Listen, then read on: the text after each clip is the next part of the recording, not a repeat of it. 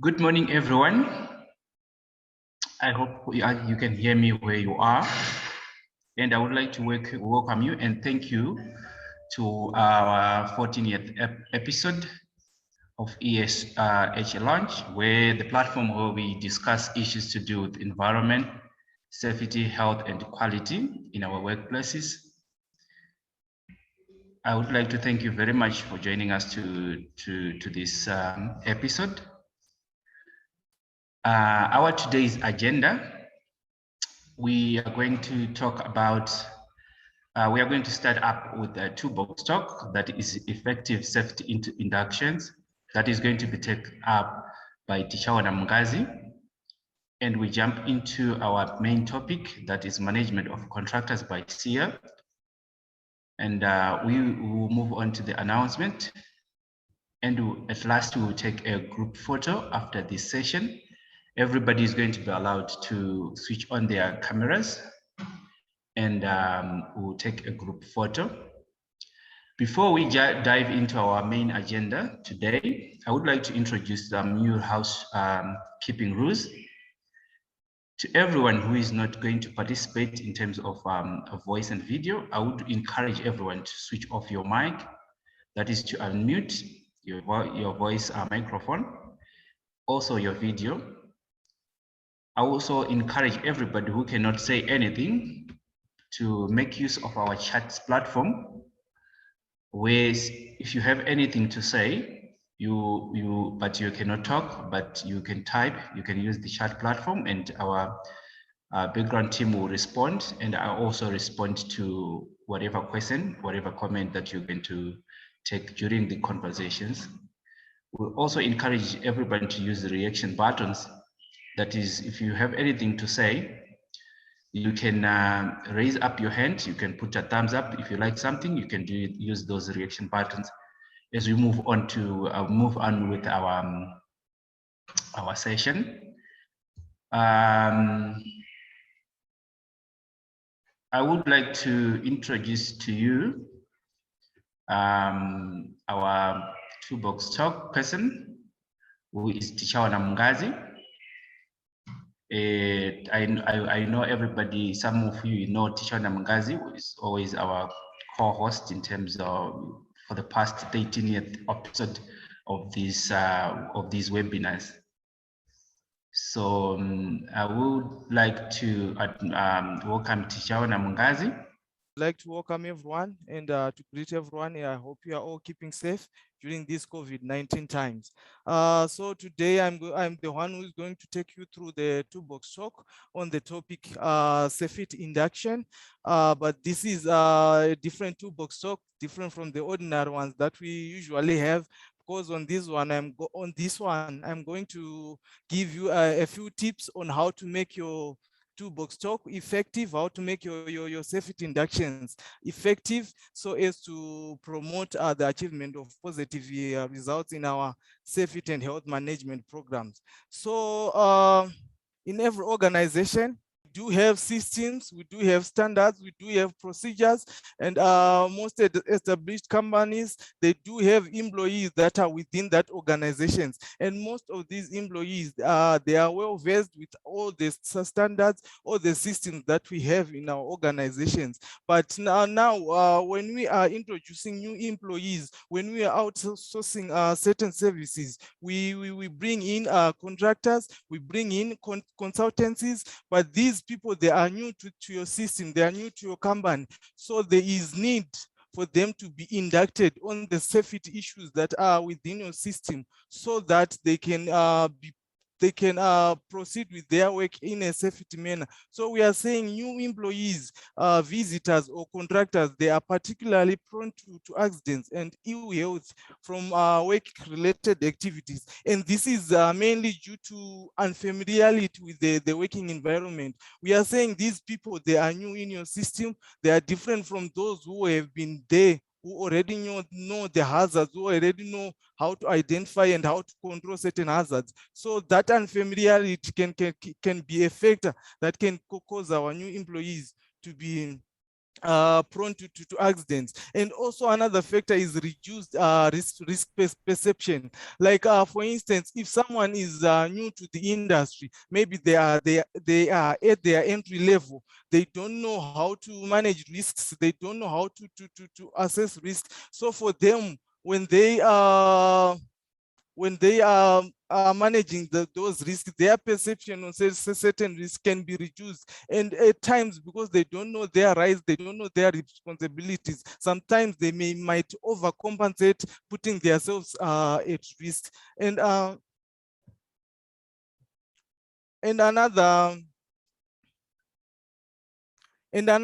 factor is a lack of on-job training. Like I said, with people at entry level, if they are not, of course, they have theoretical knowledge about the industry, but if they are not trained on the practical knowledge, or if they are not exposed to the hazards, factor that cause new employees to be prone to accident is lack of on-job training.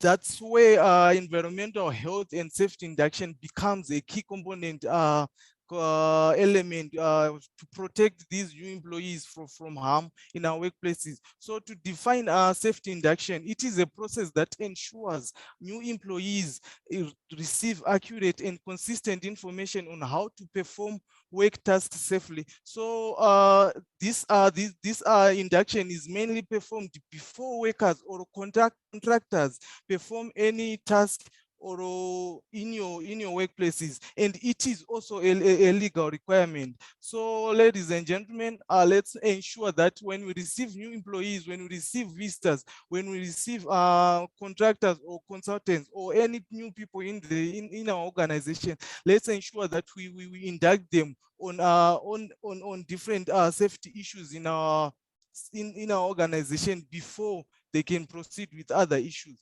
So a safety induction process should mainly cover management commitment. When you are presenting it to new employees, to visitors, you should highlight the policies and the legal compliances also that you oblige to. And as an employer, as a worker, someone has the right to know their duties, their responsibilities, and also their rights should be highlighted during this safety induction.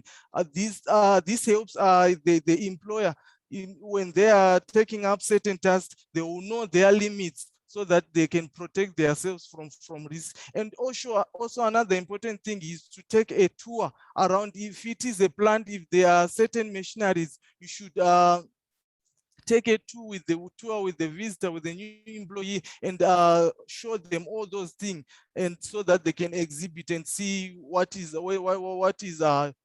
your company is about. And also you should highlight the procedures on how to identify hazards, procedures on how to manage risks, and what the company usually does. All those things should be highlighted, as well as in case of accidents, how does one report it, and where does someone go?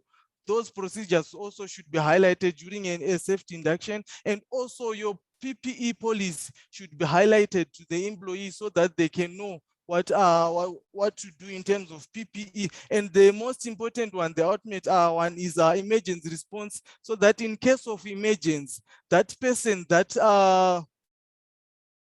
contractor will know where to go, will know how to respond to certain emergency incidents. And also wellness issues, hygiene issues should be highlighted, as well as waste management procedures and housekeeping. So this is so important because it creates a safe working environment for everyone, those that are already in the system as well as the ones that are joining in the system. It also helps the employees understand the values and behavior of the workplace culture. If you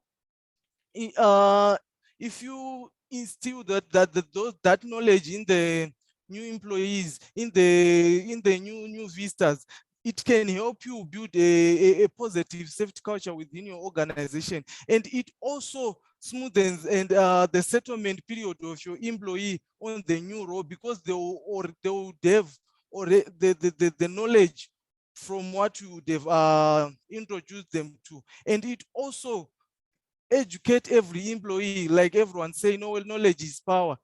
So if someone has knowledge on safety issues, how to manage hazard, how to respond to emergencies, they can know how to address such issues because of the knowledge that they will have. It also improve the productivity and the quality of work that the person who partake within your organization, if he is a contractor or a consultant. And for that induction process to be effective, you should set aside some time for it and ensure that you won't do it in a rush, and you cover everything, and you won't try to spin out or speak it out in a pace so that everyone will understand what you will be trying to deliver it to them. And it is also very important to find a good location that is away from noise or distractions, so that everyone will concentrate on whatever you will be presenting to them,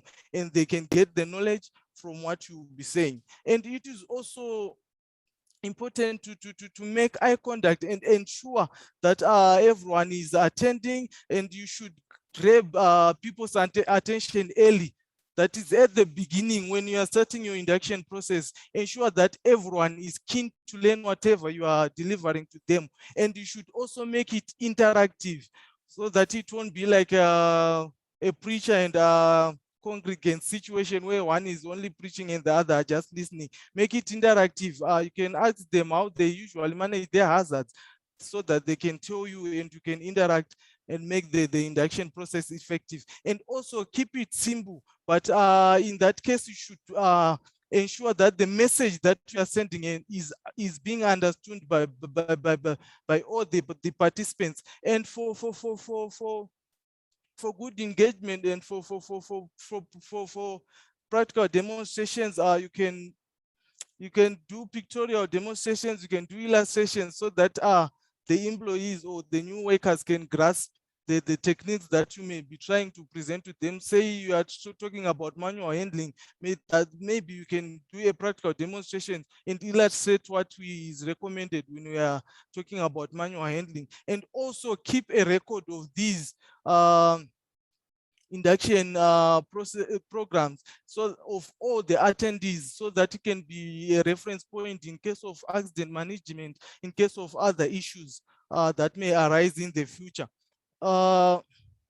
Ladies and gentlemen, this concludes my presentation on safety induction process, and I would like to conclude by saying you are responsible for your safety. Of course, we might have the safety departments in our organizations, but those departments are just there to administrate safety issues. They are just there to facilitate and coordinate safety issues, but you are the one who safeguards yourself and protect yourself from any hazards and any risks that may arise in your workplace. So let's be responsible for our safety, and let's ensure that this safety induction programs are implemented in a proper and effective way. And I would like to say thank you, and I'm giving this opportunity to the floor if there are any questions, comments, or any additions and subsection to this subject of safety induction. Thank you. Thank you very much, Tichaona. That was Tichaona Mungazi. He was presenting on induction, and he introduced at what is induction, and he moved on to give us what is induction, an introduction to induction in workplaces. He moves on to introduce the induction processes, how they can be done. And he also moved to highlight the benefits of induction, effective induction tips. And he also moved on to discuss other issues related to induction. Why do we do those? And how do we manage our contractors at workplaces? Like he said, the floor is open to everybody who really want to add on to what he says, to ask you questions and to put comments and to subtract other things that he have presented to us. So the floor is to us. Let's discuss.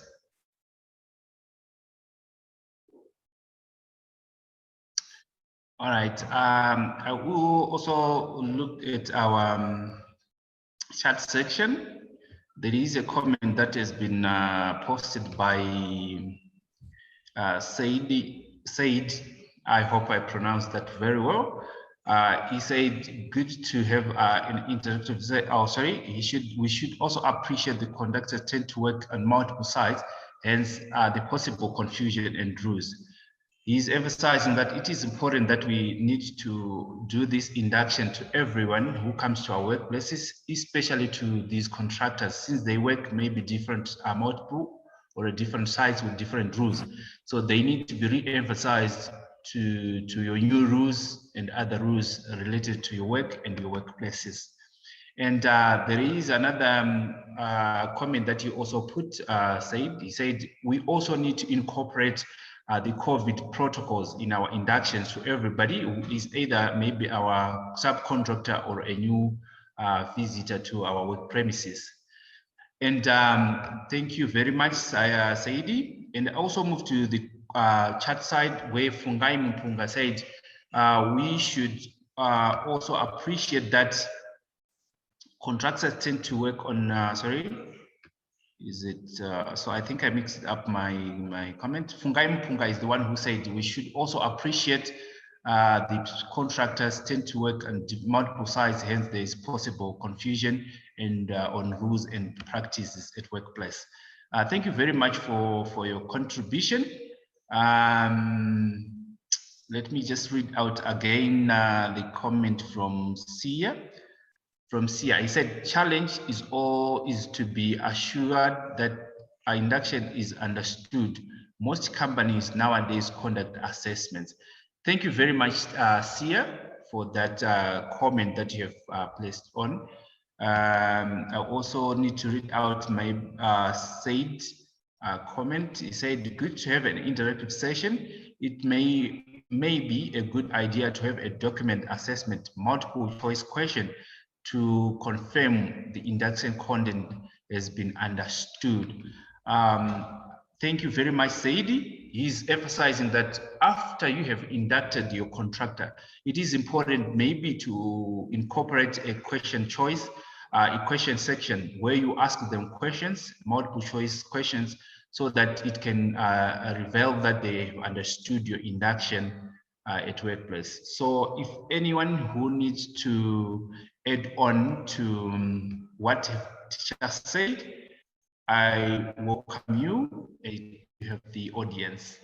Yes, thank you, Teach. Thank you, admin. I have a take-home point that I got from the presentation, that we are not supposed to have a preacher in congregation situation. The toolbox talks are supposed to be interactive, and we do need to find ways to encourage our participants, our workers, to be able to give us feedback, suggest, and make corrections. That was a takeaway point for me. Thank you. Thank you, Mr. Ranga, for reiterating that. Thank you for that one. Thank you very much, Ranga, for that contribution.